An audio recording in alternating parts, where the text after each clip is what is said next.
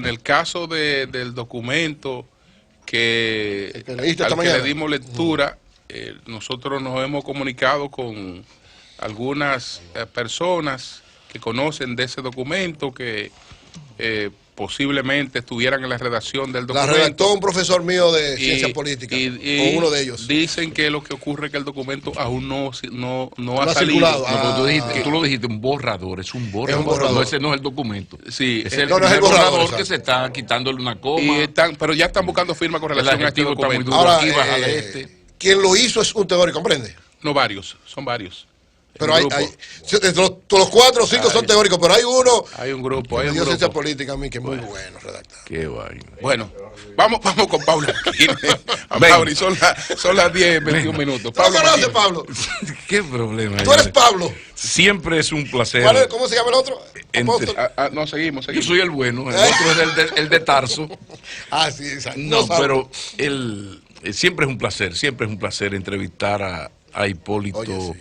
Mejía. Yo sigo aspirando a hacerle una entrevista más pausada, pero es difícil sacar a un hombre de su estilo. El hombre es el estilo. Así es. Y por más que uno luche en las entrevistas con don Hipólito, de llevarlo al camino del debate político, a partir de planteamientos y estas cosas, él siempre matiza y le ha dado demasiado buen resultado para cambiar, eso hay que admitirlo, todo esto con anécdotas. Entonces se dificulta un poco, pero al mismo tiempo, fuera del aspecto político, yo siempre he dicho que yo soy muy hipolitista en el sentido de la amistad y de la sencillez y de la capacidad para conectar con la gente en términos personales.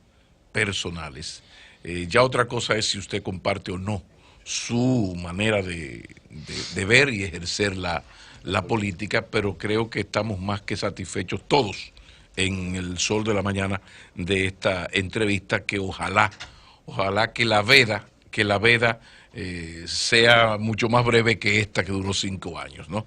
Pero todo un placer, todo un placer. El hombre es el estilo, y el que quiera cambiar a Hipólito Mejía a su edad y con sus éxitos políticos, estamos hablando de un expresidente.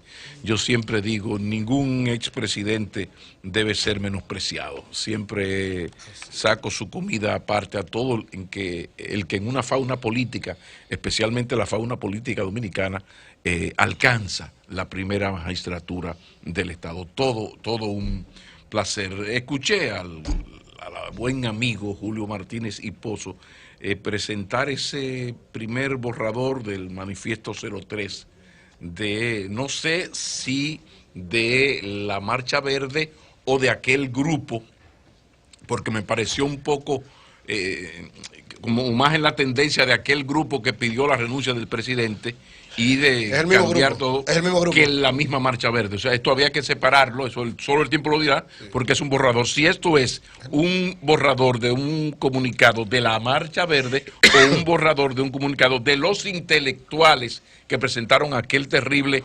manifiesto que concitó tantos rechazos por el asunto del orden constitucional. ¿Tú crees que no fue un intelectual que redactó eso? Déjame solamente un intelectual puede redactar. Dar esta información. Solamente un intelectual. Dar esta información, porque yo me cuidé de no dar nombre, sí, pero tanto la productora como yo nos conversamos hace unos minutos, sí, con el profesor Andrés L. Mateo.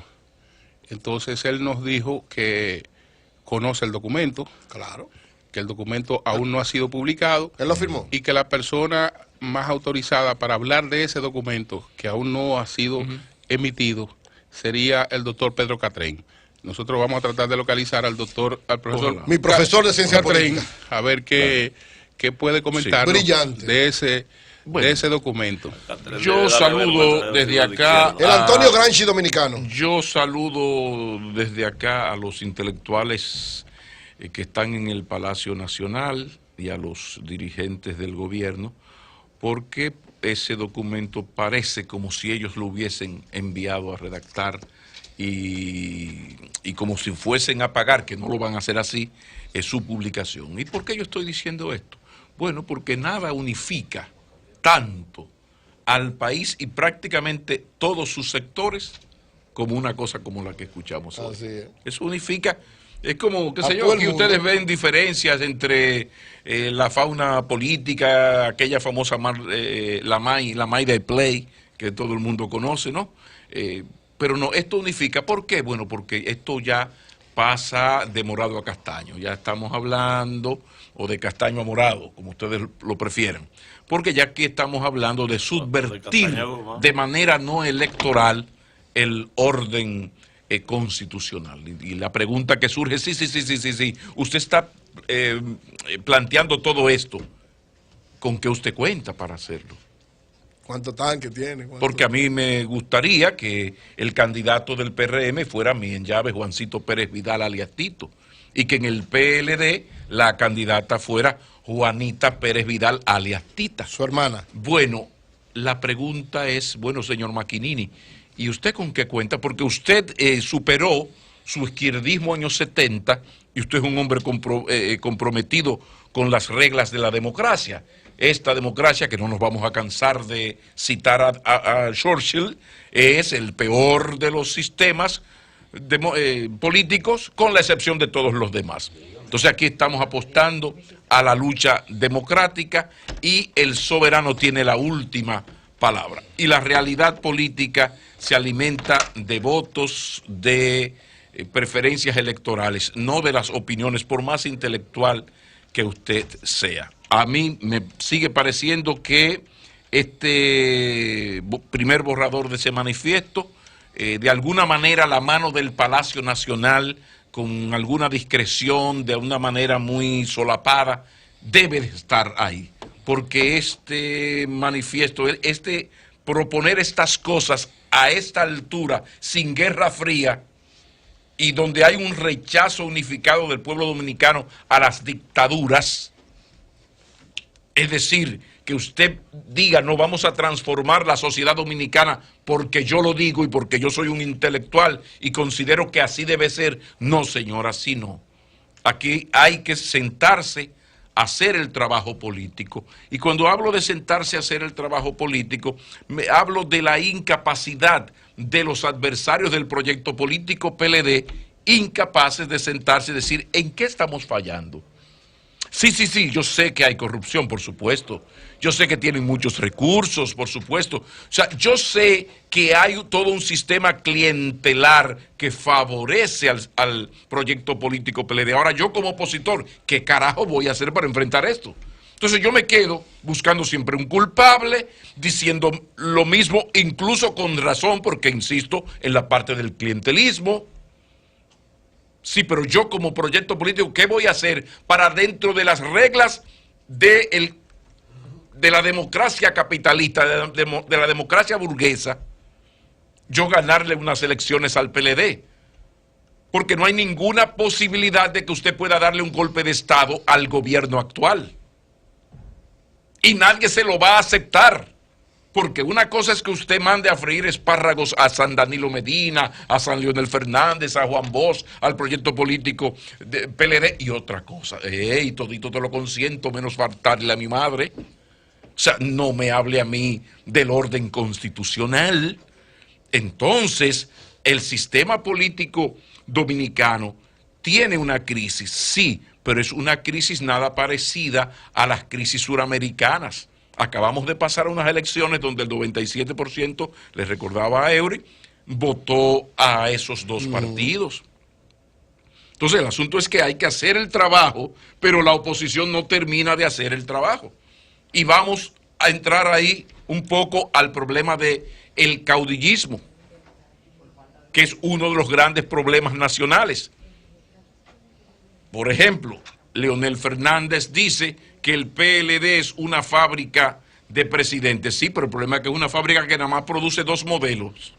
El modelo sanjuanero y el modelo villajuanense. No hay otro modelo. Y cuando usted va, se va a dar cuenta de que es así. Yo decía el otro día, con un poco de dolín, alguien me malinterpretó. Bueno, Leonel, Danilo y todo lo demás es monte y culebra. No es denostando a los otros aspirantes. Es que salvo Leonel y Danilo, Y no mencioné a Margarita Cedeño porque sí tiene popularidad para competir con ellos dos, pero no tiene estructura política. Margarita Cedeño es una mujer dedicada a su trabajo y que fruto de su trabajo y de su carisma ha conectado de alguna manera, habrá que hacer un seminario para explicar por qué, con el electorado dominicano, y desde noviembre del 2005 está entre los 5 presidenciables del país, pero al no tener estructura política, por eso yo no la mencioné. Y al no tenerla, en el PLD hay 2 señores y lo demás es monte y cacata. No significa que Temo sea Monte y Culebra, que Francisco Javier, que Reinaldo o Domínguez Brito, que sería un excelente candidato. Yo estoy hablando a partir de las realidades. ¿Que tiene que ver esa realidad con qué? Con nuestro caudillismo sempiterno, con nuestro trauma trujillista. Pero señores, en el otro escenario lo acabamos de compartir con un dirigente político que en el año 2020 estará cerca de los 80 años, expresidente, 3 veces candidato, y que quiere ayudar a la juventud, y la única manera que encuentra de ayudarla es siendo él el candidato, cuando la lógica mandaría que escogiese dentro de sus pupilos a alguien para impulsarlo. Ahora, ¿por qué don Hipólito lo hace de esta manera? Bueno, porque señor Maquinini, váyase despacio, que una cosa es lo que usted opine y otra cosa es la realidad político-electoral. Cuando usted sale a preguntarle a los PRMistas a quienes prefieren, hay 2 nombres y lo demás es monte y culebra. ¿Por qué altos nombres del PRD, que no voy a mencionar, y del PRM, no están tirados a la calle haciendo política? Bueno, porque el electorado los jubiló. Yo les aseguro que si Leonel Fernández, cuando lo miden, marcara 3.4 como algunos, estaría más dedicado a Funglode que nunca. Danilo Medina lo sedujo la postulación aquella y la reelección porque estaban las encuestas. Porque la política, como las cosas de la vida, se nutren de realidades. Entonces, aquí lo que vamos a hacer, lo que tenemos que hacer es ver de qué forma, cuál es la manera en que la oposición política al proyecto del PLD, hace la tarea. ¿Por dónde le entra el agua al coco al PLD? ¿Qué es lo que hay que hacer para conectar con el electorado? Hasta este momento, el único político de oposición que yo veo que está actuando con especial inteligencia, que se está dejando asesorar, es David Collado. ¿Y por qué yo menciono a David Collado? Bueno, porque en la época de los antipartidos y de la antipolítica, David Collado es lo más parecido a un antipartido y un antipolítico. ¿Ustedes han visto a David Collado hablando del PRM? Lo último que yo oí fue que le dijo a mi partido que me deje trabajar, que la política se hace trabajando, yo que soy alcalde, déjeme resolverle los problemas a la gente, porque si yo quiero ser presidente del país, tengo que resolver y mejorar la situación de la capital. Entonces, ese muchacho, que uno lo conoció y nunca le ha parecido que sea un carismático intelectual de la política, no, es una persona con mucho sentido común, humilde, un buen comportamiento, que aprende y sobre todo se deja asesorar. Claro, ha tenido apoyos diversos de su partido, de un segmento de otro partido, y pocos políticos como David tienen un grupo económico detrás, casi delante, dispuesto a apoyarlo. Ahora, dicho esto, vamos a darle el reconocimiento a David y a sus asesores, que son las únicas personas que están analizando el sistema político electoral, mirando el mundo, por dónde va este momento de antipolítica y antipartidos en un país donde la gente, estamos en una etapa interesante, y ese es otro comentario, porque es una etapa interesante la política dominicana. Aquí la gente no cree en los políticos tradicionales y no cree en los partidos tradicionales, pero por la incapacidad de la alternativa a esos partidos, la gente les sigue votando. Es decir, vamos a ver en qué va a terminar esto, pero mientras la línea de la oposición sea solamente el quejarse y esa incapacidad para desarrollar estrategias, volverá el 2020 y volverán las oscuras golondrinas.